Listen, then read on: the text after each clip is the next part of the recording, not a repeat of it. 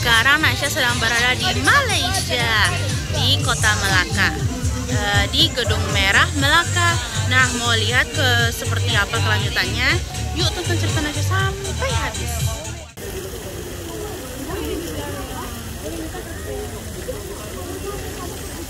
Kawasan Red Square Melaka merupakan landmark Melaka yang terdiri dari bangunan-bangunan peninggalan zaman kolonial dengan warna khas, yaitu merah. Bangunan-bangunan lawas ini merupakan salah satu tujuan utama saat turis berkunjung ke kota pelabuhan ini.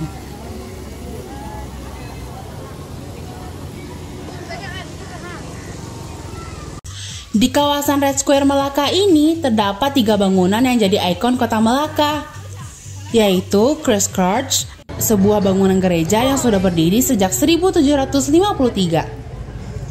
Kemudian ada Clock Tower dan State Toys, yaitu balai kota. Ketiga bangunan ini dulunya digunakan oleh pemerintahan Belanda, khususnya State Toys untuk tempat tinggal dan kantor bagi gubernur Belanda. Bagi para wisatawan yang berlibur ke Malaysia, berkunjung dan berfoto di sini sudah jadi destinasi yang tidak boleh terlewatkan.